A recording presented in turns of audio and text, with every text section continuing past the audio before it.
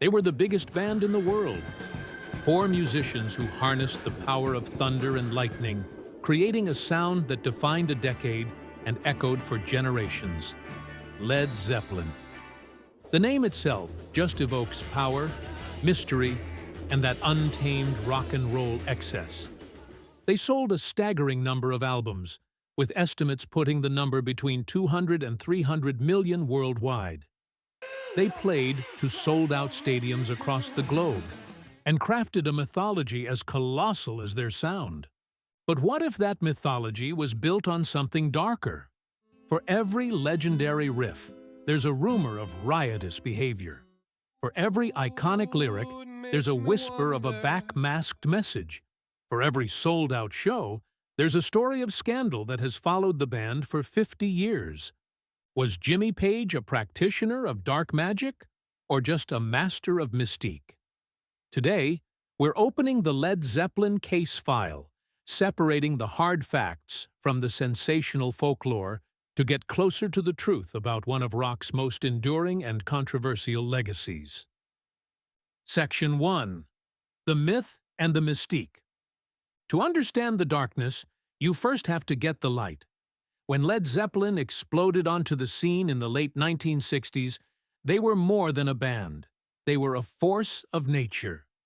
Jimmy Page's guitar sounded like a weapon. Robert Plant's voice was a primal scream.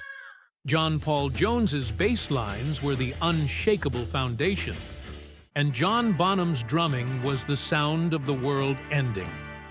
They deliberately built up this aura of mystery.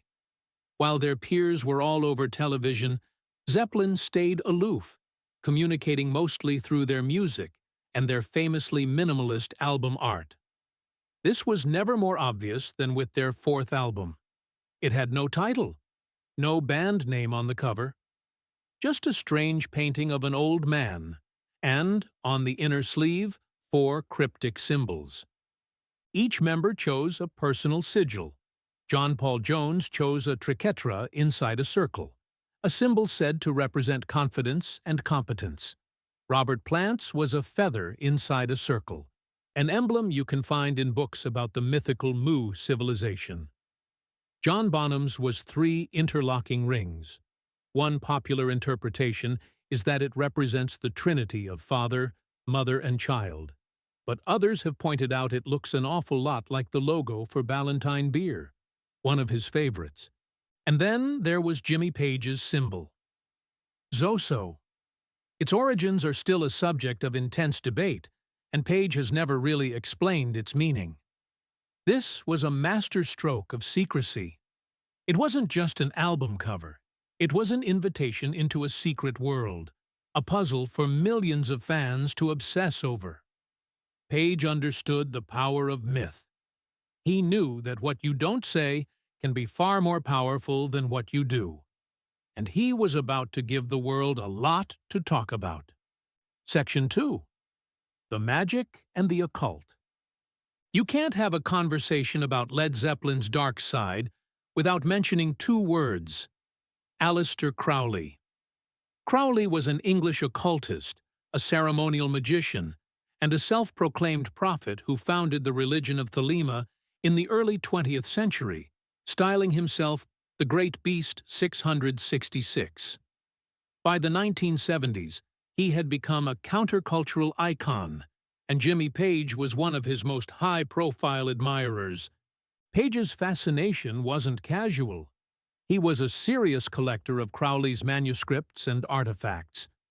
He even bought Boleskine House, Crowley's former estate on the shores of Loch Ness in Scotland, a place rumored to be the site of dark rituals. This wasn't just a rumor. Page didn't hide it. He often expressed the idea that his music was a form of magic in itself, that the 4 members were like 4 elements combining to create a powerful 5th entity. This open fascination became a lightning rod.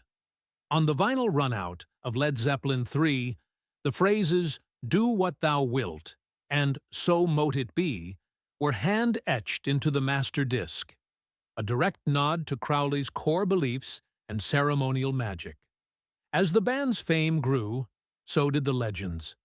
A dark narrative was woven together by fans and the press, the so-called Led Zeppelin curse. Tragedies, like the car accident that nearly killed Robert Plant and his family, were seen by some not as random misfortune, but as a mystical price being paid.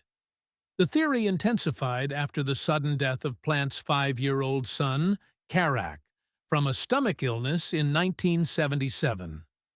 This all culminated in the backmasking controversy of the early 1980s. During a wider moral panic about rock music, some TV evangelists and parent groups claimed that if you played Stairway to Heaven backwards, you could hear, "Here's to my sweet Satan." There has never been any credible evidence that the band intentionally embedded this message. Robert Plant dismissed the claims with weary frustration. But in the court of public opinion, the legend was way more compelling than the truth. It just fed into the growing suspicion that Zeppelin's Mystique was powered by something sinister. Section 3. The Misconduct and the Mayhem. While whispers of dark magic followed the band, a far more tangible darkness was playing out in hotel rooms across the world. Led Zeppelin on tour was a synonym for chaos and destruction.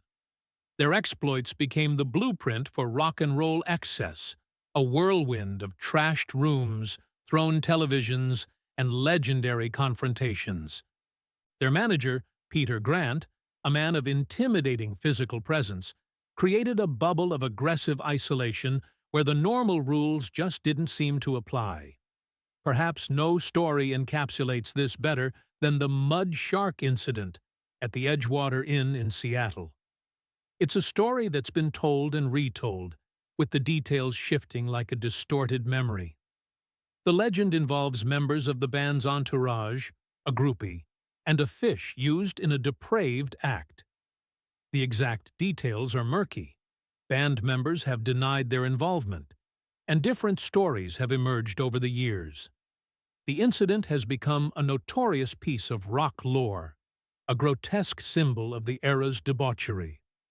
But beyond the property damage and cartoonish mayhem, there were far more serious allegations. The groupie culture of the 70s rock scene often blurred the line between consent and exploitation. The most disturbing story attached to Led Zeppelin centers on Jimmy Page and Laurie Maddox. According to Maddox's own accounts, she began a relationship with Page when he was 28 and she was just 14 years old.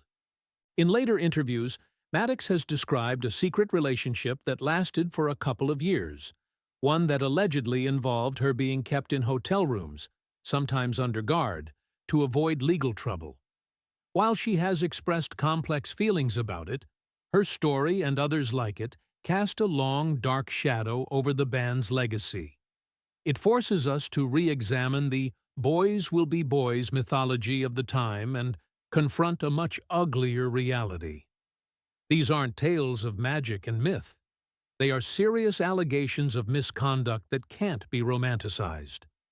Look, this is a heavy and complicated story to tell. If you appreciate us trying to navigate this history without shying away from the tough parts, do us a favor. Subscribe to the channel and hit the notification bell. We believe in exploring these stories, not for shock value, but for a fuller understanding of the artists who shaped our world. Section 4. The Music and the Law. Beyond scandals of behavior and belief, another controversy has persistently dogged Led Zeppelin: plagiarism. The band's sound was deeply rooted in the American blues, a genre they revered and heavily borrowed from. The problem, as critics and courts have argued, is that they often forgot to give credit. The list of disputes is long. Whole Lotta Love famously borrowed its lyrics and structure from Willie Dixon's You Need Love, a fact that was only acknowledged with a writing credit after a lawsuit was filed in 1985. Dazed and Confused was a staple of Page's live set with his previous band, the Yardbirds, but its origins trace back to a song of the same name by folk singer Jake Holmes. Holmes sued decades later in 2010, and the case was settled, with his name eventually being added to the credits on some releases. Even their magnum opus, Stairway to Heaven, was not immune.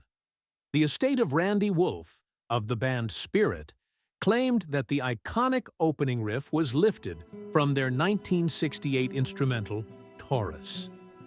This led to a years-long legal battle that saw Zeppelin in court, defending their most famous creation. After a series of trials and appeals that went all the way to the U.S. Supreme Court, which declined to hear the case, the final verdict landed in Led Zeppelin's favor, but the accusations linger. Robert Plant has famously shrugged off these accusations with a sort of rock and roll nonchalance, suggesting they were simply inspired by the music they loved. It's a gray area where creative influence meets copyright law. For some, it taints their genius. For others, it's simply the story of how folk traditions, where songs are passed down and reinterpreted, collided with the multi-million-dollar music industry. So, after picking through the case file, who were Led Zeppelin? Were they musical geniuses or master thieves? Practitioners of the dark arts or brilliant showmen who understood the power of a good story? The truth, as it often is messier than any one label. Jimmy Page was undeniably a serious student of Aleister Crowley and the occult, and he masterfully wove that aesthetic into the band's fabric. The band and their crew were also responsible for acts of incredible excess and, in some cases, serious and indefensible misconduct. The line between myth and reality was one they intentionally blurred. Perhaps the greatest magic trick Jimmy Page ever performed was convincing the world that Led Zeppelin was more than just a band. He made them a symbol, an idea, a mystery to be solved. They were a vessel for millions of fans to pour their own beliefs about magic, rebellion, and the dark, untamable power of rock and roll. The legends, the lies, and the scandals don't diminish their musical impact, but they do complicate it, forcing us to see the band not as gods on a mountain, but as flawed, brilliant, and sometimes dangerous men who flew too close to the sun. And in the process, they left behind a body of work and a legacy of controversy that we are still trying to unravel half a century later.